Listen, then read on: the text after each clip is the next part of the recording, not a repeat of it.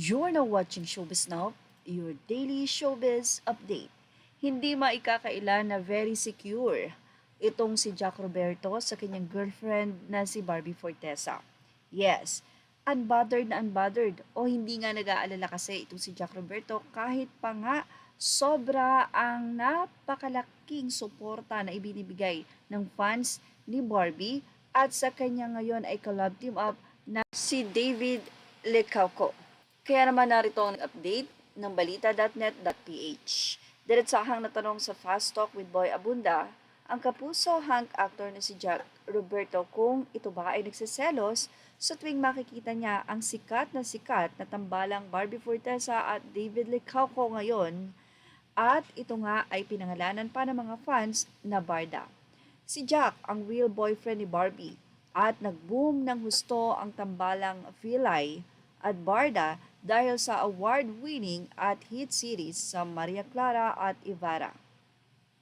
Sa sobrang hit ng tambalan ng dalawa, maraming Barda fans ang nagwi-wish na sana raw ay mawala na ng tuluyan sa eksena si Jack at nilalayag na o naging mamalaya na itong si Barbie para kay David. Lalo na ngayon na magbabalik tambalan nga at primetime pa ang dalawa para sa remake ng movie or pelikulang Maging Sino Ka Man na originally ay ginanapan ni na Robin Padilla at Sharon Cuneta noon. Diretsahang si Jack o diretsahan na sinagot ni Jack kung nagseselos ba siya. Hindi ka ba nagseselos? Nasaan ka? Untag ni Boy kay Jack. Hindi po ako nagseselos, Tito Boy, yan pa ang say ni Jack. Okay, babaliktarin ko si Barbie, silosa ba o hindi? Sundot pa naman ni Boy.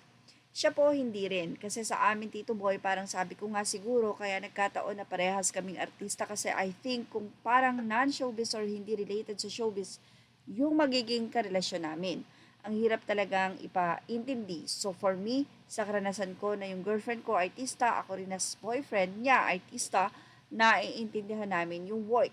Say pa ni Jack. Sunod na naging tanong ni Boy ay kung sa loob ng 6 na taon nila ni Barbie ay never pang nagselos ang aktor. Hindi tito sagot pa ni Jack. I think kaya siguro nagkataon talaga na naging professor ako ng anti-selos class. Dagdag pa niya.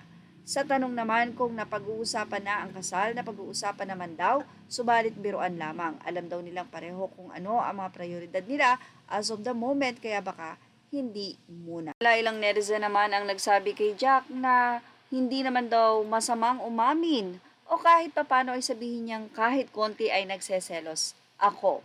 Napaka-pretender daw ni Jack, sabi niya. Umamin ka na kasi, anti-selos, really, Jack?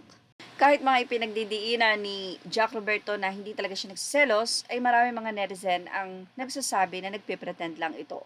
Sigurado daw kahit minsan o ano paman, makita mo ang girlfriend mo ay hinahalikan for sure ay may selos kang nararamdaman. Maayos lang talaga ang usapan at alam nilang mahal na mahal nila ang isa't isa ni Barbie. Dapat yun daw ang sagot say ng mga netizen.